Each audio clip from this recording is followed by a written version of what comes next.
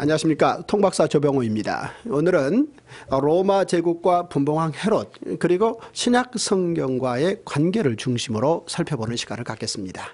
그 전에 친구 이야기로 시작하고 싶습니다. 친구하면 다윗과 요나단이 생각납니다. 그런데 이 두 사람 사이에 국가 권력이 끼어들어 있다는 것이죠. 왕인 사울은 자신의 아들 요나단에게 권력을 넘기고 싶고, 그리고 이미 여러 정황상 다윗은 권력 근처에 와 있다는 것이죠.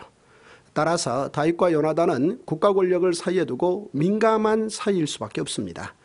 그럼에도 불구하고 요나단이 크게 정리를 합니다.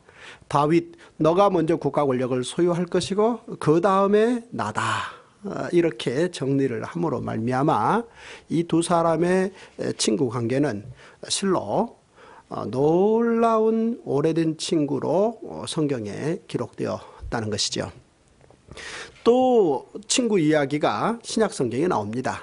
바로 로마 총독 빌라도와 유대의 분봉왕 헤롯이 전날에는 원수였으나 그날에는 친구였다. 이런 표현이 있죠.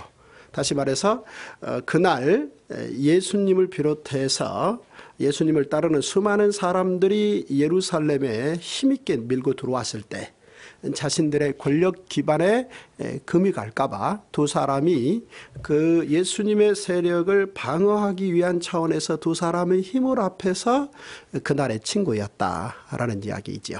자, 이렇게 이 로마 제국과 이 분봉왕 헤롯이 유대 지방에서 서로 원수도 되고 친구도 되는 이 이유가 무엇일까를 살펴보므로 이런 내용들이 신약 성경과 어떻게 긴밀한 관계를 가졌는지를 좀 더 살펴보면 오늘 참 유익하고 재미있을 것이라 기대합니다. 로마의 시스템은 몇 차례 변동이 있었습니다. 왕정에서 공화정으로, 공화정에서 제정으로 바뀌었던 것이죠.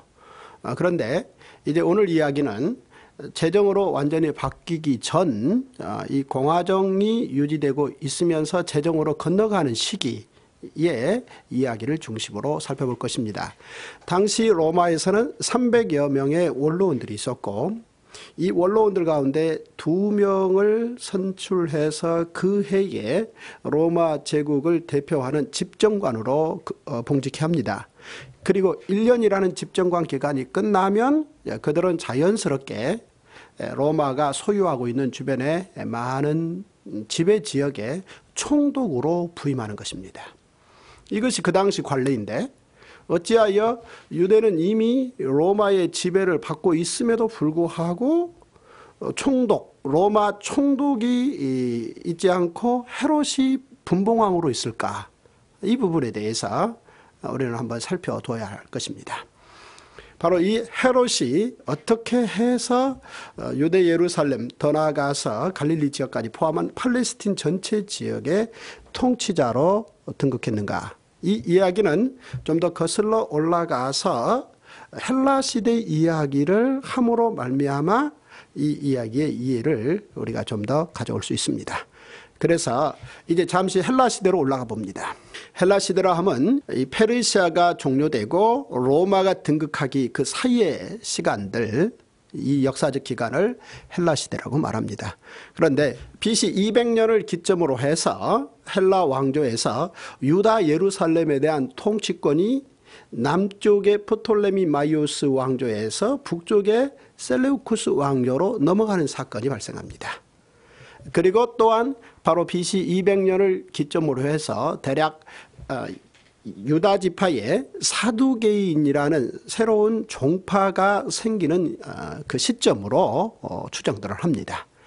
따라서 바로 이 200년을 기점으로 해서 유다 예루살렘 지역에 상당한 헬라화 정책의 폭풍이 일어난다라고 생각해 두시면 되겠습니다. 남쪽의 이집트의 프톨레마이오스 왕조가 예루살렘 유다를 지배할 때는 소극적 헬라화 정책을 원했는데, 북쪽으로 지배권이 넘어가면서 이제 셀레우쿠스 왕조는 아주 강하게 예루살렘과 유다 인근의 그 유대인들에게 헬라화 정책을 추진했다는 것입니다. 대략 시기적으로 보면은 BC 200년에서 약 한 33년 정도, 그러니까 BC 167년까지 기간을 말하는데요. 특히나 이때 안티오쿠스 4세라는 셀루코스의 왕은 여러 주변 정황 속에서 이 자신이 좀 더 알렉산더 후계자인 것을 부각시키고 그 지배권을 더 강하게 세우기 위해서 자신이 통치하는 모든 지역의 민족들에게 헬라화 정신으로 좀 더 복종하고 따라줄 것을 강력하게 요청하는 왕이었던 것입니다. 바로 이 안티오쿠스 4세가 유다 예루살렘을 통치할 때 이 강력한 헬라화 정책은 바로 예루살렘과 유다에 살고 있는 유대인들에게 적극적 반발을 불러일으키게 되는 것입니다.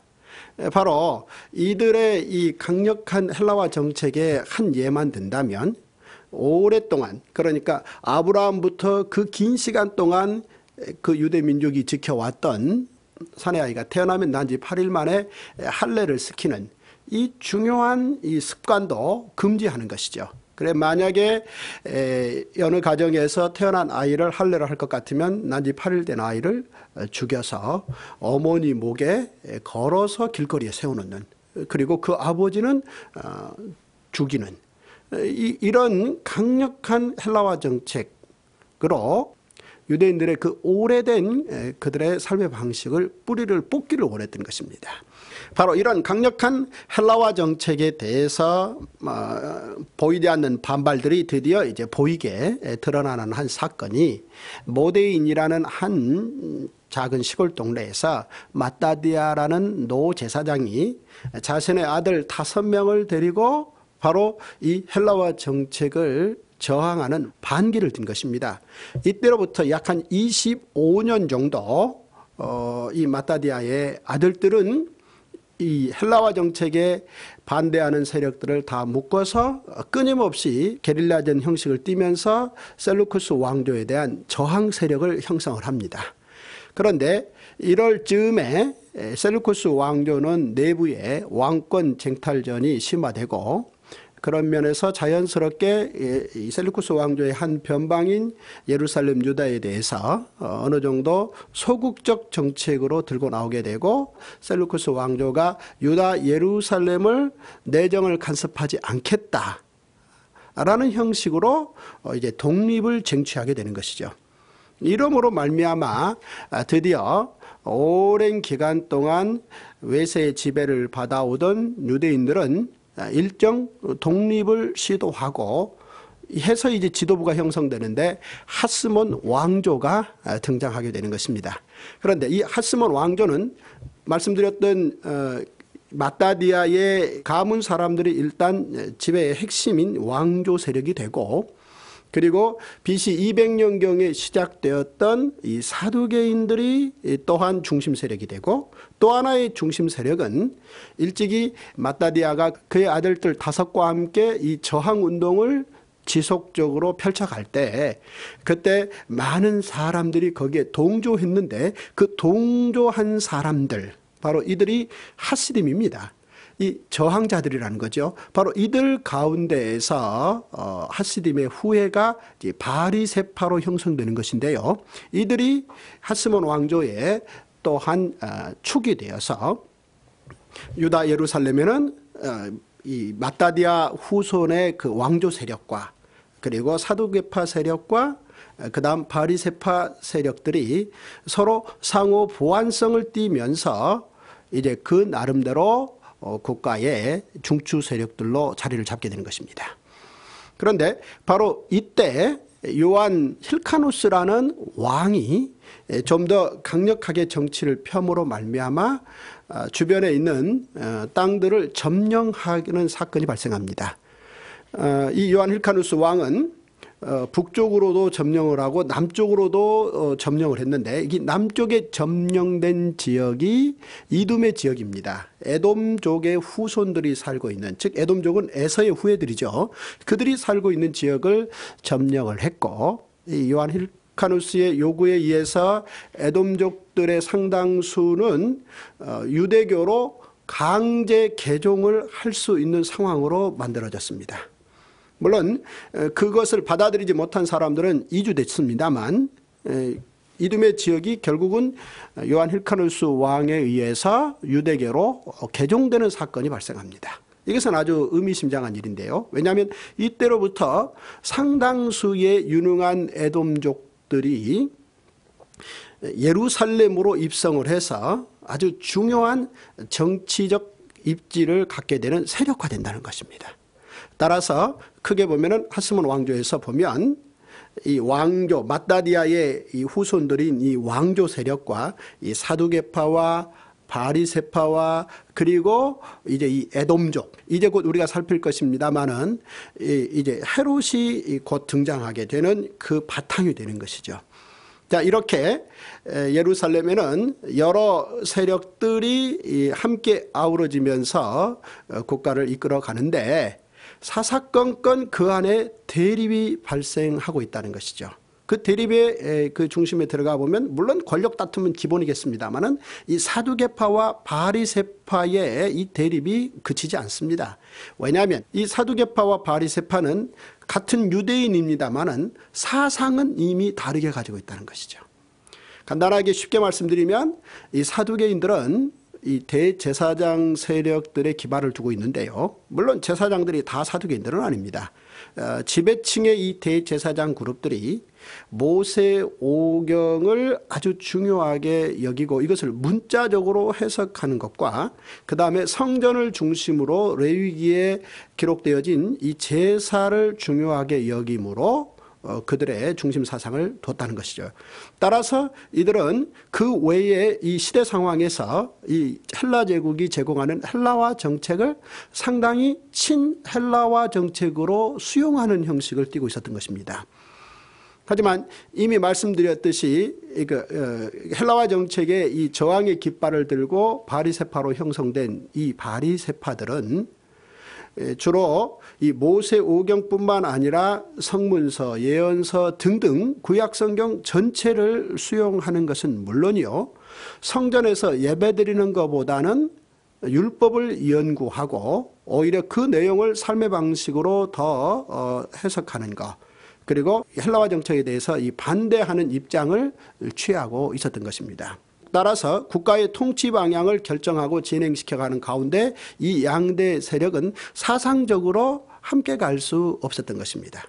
그래서 하스몬 왕조 내내 근본적으로 이들의 이 갈등 대립 구조는 이제 그치지 않고 뿐만 아니라 이제 권력을 가진 하스몬 왕조 내의 그 왕족의 혈통들도 권력을 갖기 위해서 내부에서 이 권력 다툼을 그치지 않는데 그때마다 이를테면 이 하스몬 왕조의 이 왕족들은 때로는 사두개파의 때로는 바리새파의 이 세력들을 끌어안고 자신들의 이 권력 다툼의 에너지로 사용했다는 것입니다. 그런데 바로 이 틈에 이 에돔족들은 오히려 종교에 깊이 관여하기보다는 정치적인 측면에서 나름대로 자신들의 실력을 취하는 아주 고도의 훈련을 하게 된 것이죠. 어차피 이 에돔족들은 강제로 개종당했고 유대교에 대한 어떤 깊은 헌신보다는 이 정치적 상황 속에서 이 자신들의 입지를 더 생각하는 쪽으로 그들은 그들의 자리를 찾았다는 것입니다. 이러는 가운데 BC 63년경에 이 하스몬 왕조의 권력 다툼이 아주 심화된 사건이 발생합니다. 그리고 그쯤에는 이미 로마의 폼페이우스 장군이 이 동방 지역의 총사령관으로 와서 팔레스틴 지역도 어느 정도 이미 로마가 소유할 준비를 다 끝내고 있는 상황이었고 유다 예루살렘에는 내분이 극심화되어 있는 상황이었고 이때 우리가 잘 알고 있는 헤롯 대왕의 아버지 안티파트로스라는 사람이 사실 하스몬 왕조에서 당시 지금의 총리급인 재상 역할을 하고 있었습니다.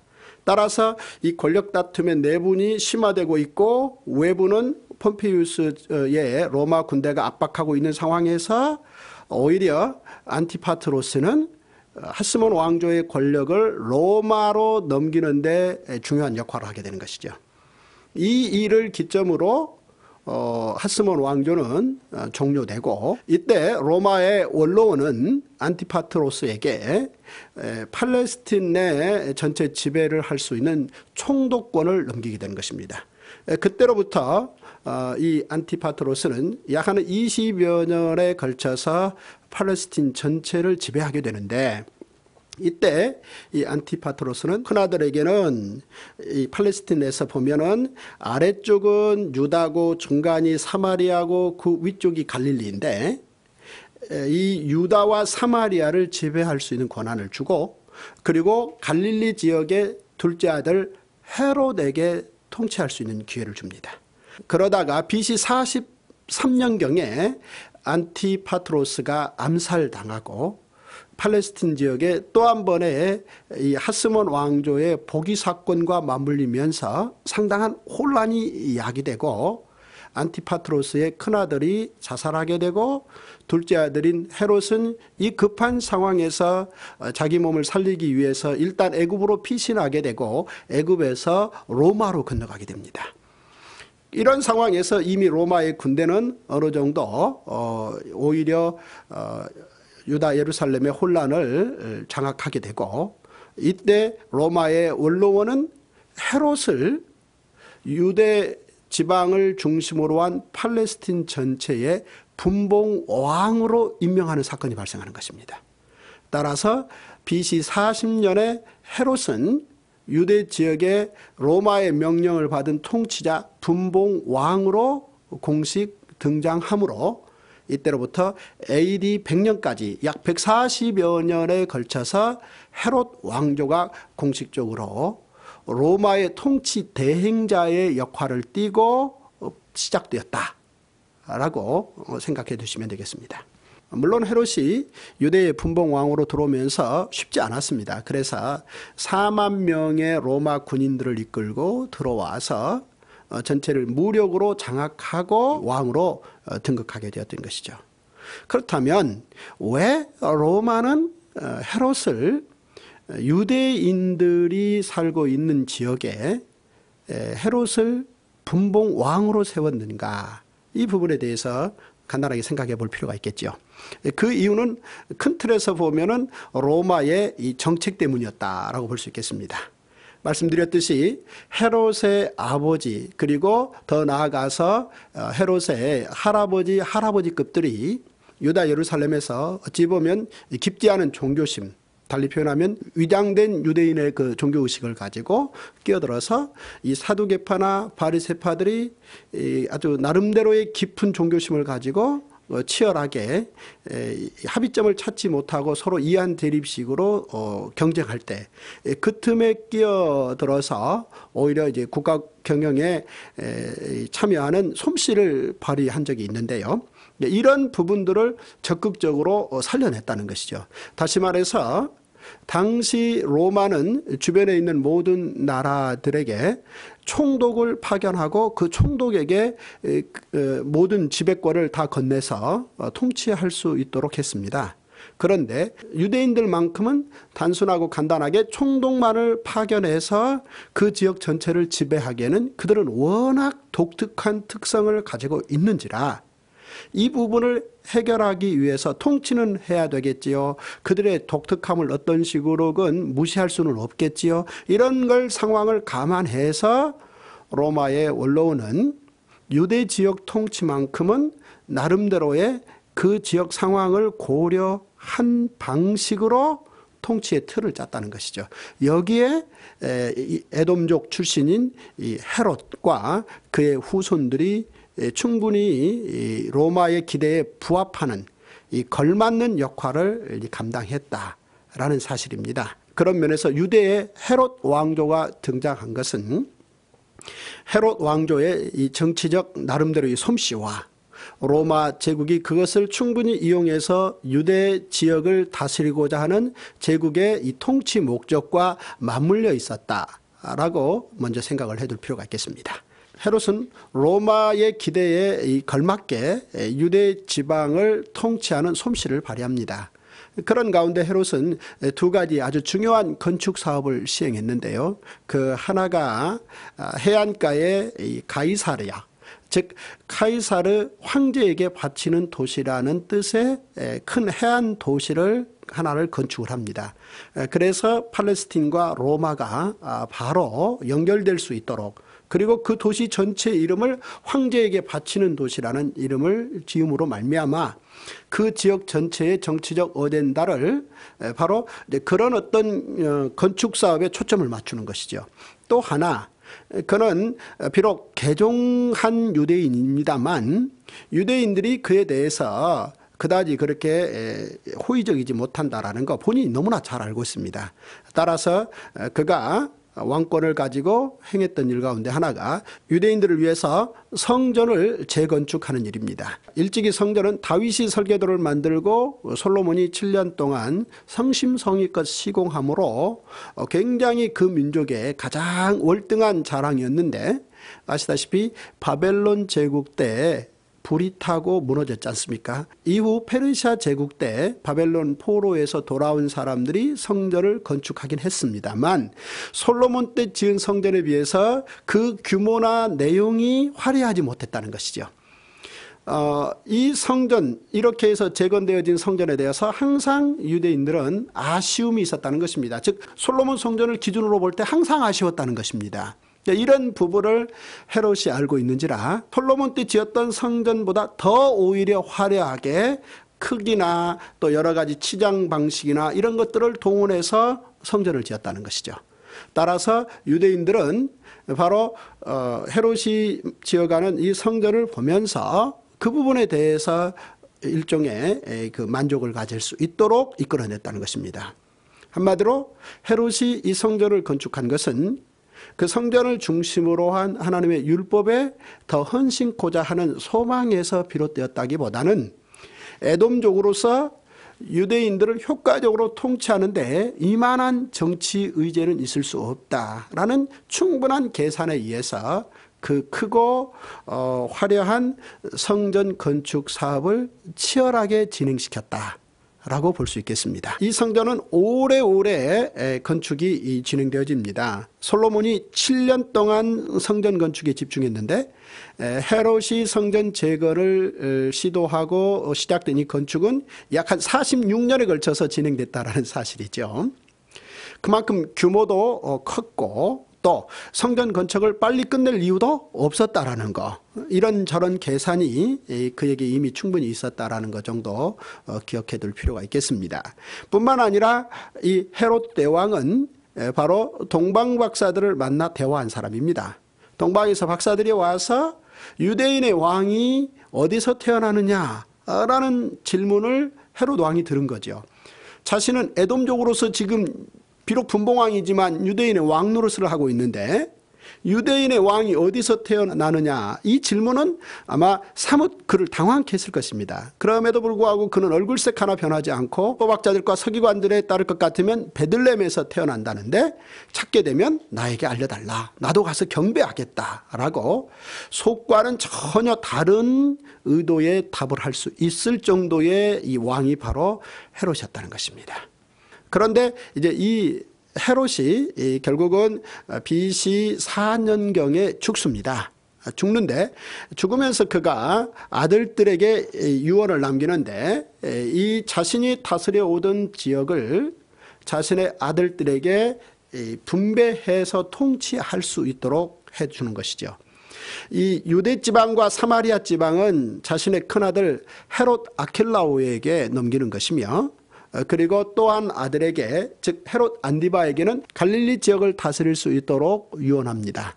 대체적으로 이 헤롯 대왕의 유언을 로마에서는 인정해 주는 방식으로 헤롯 왕조의 통치 기반은 이제 지속되게 되는 것이죠.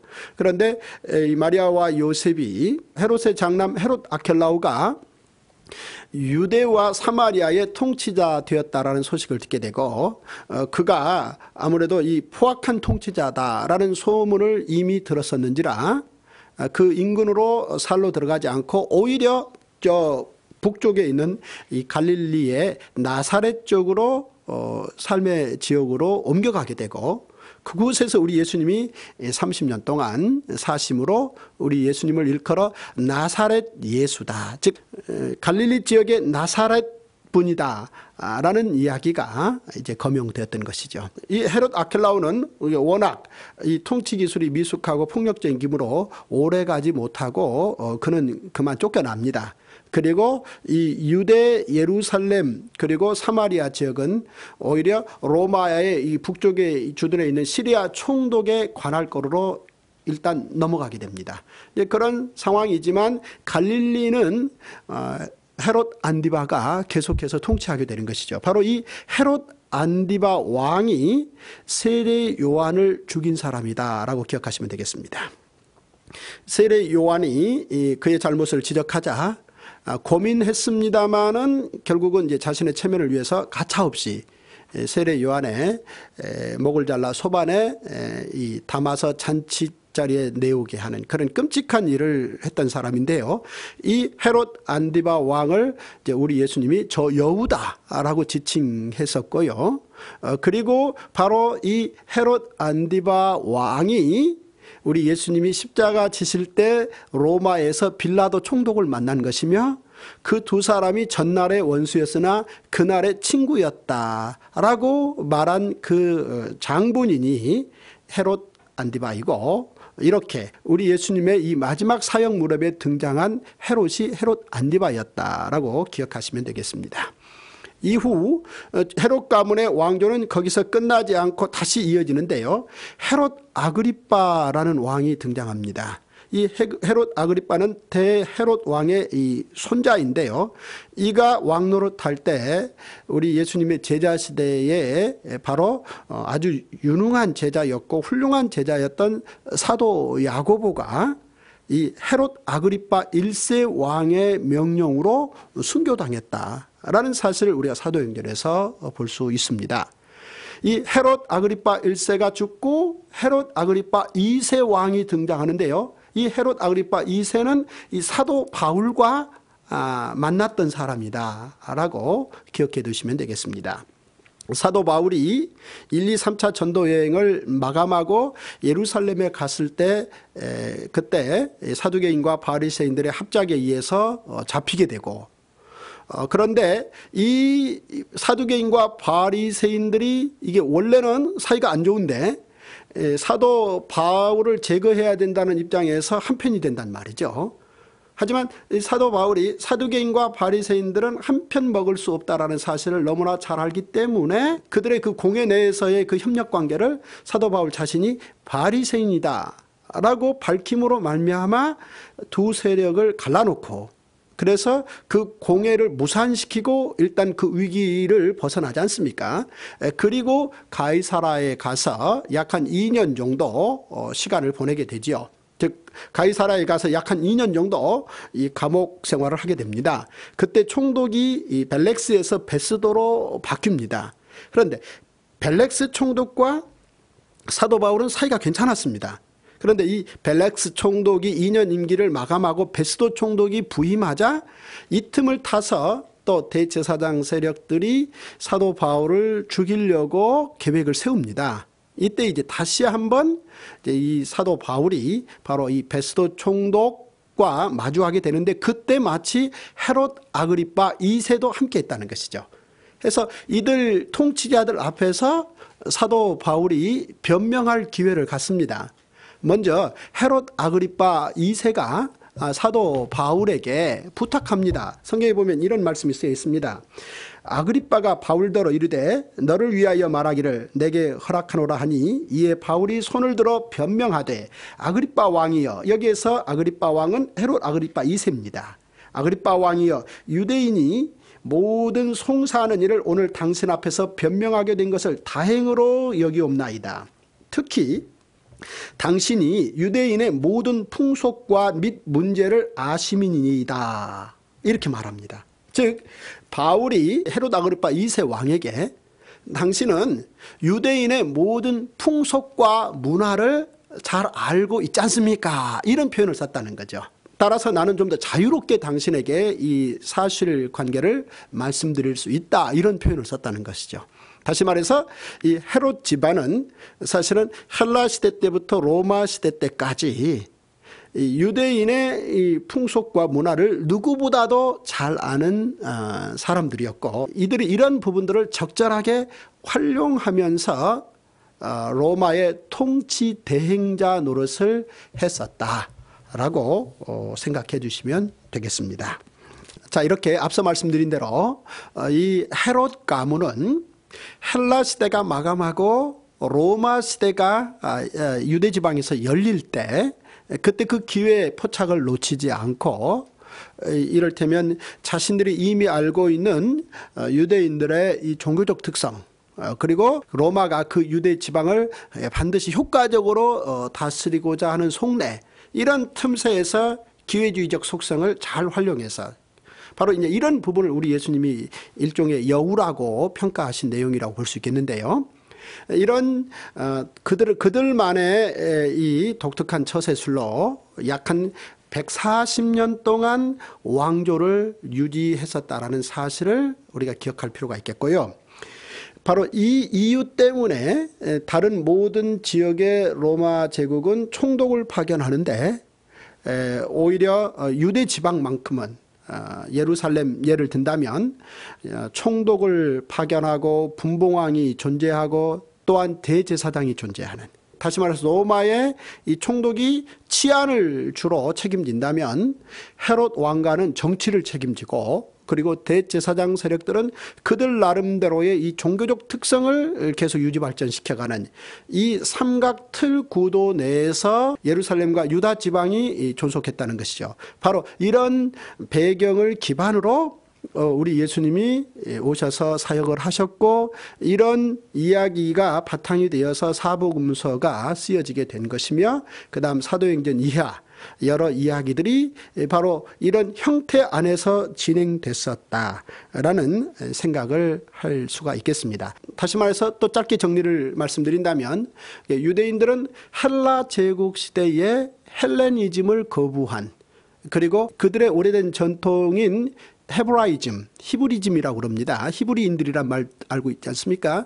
이것을 고수하는 가운데 많은 어려움과 핍박을 당했지만 그것을 끝내 유지하는 형식을 띄었고, 이 기반 위에 기독교의 메시지가 다시 형성되었는데, 바로 이런 틈새를 헤롯 왕가가 놓치지 않고 잘 활용했다 라는 차원으로까지 말씀드리겠습니다. 오늘 저는 여기까지 준비했고요. 다음 시간에 사내들인 공회재판과 로마 총독재판이라는 내용으로 다시 살펴보겠습니다. 감사합니다.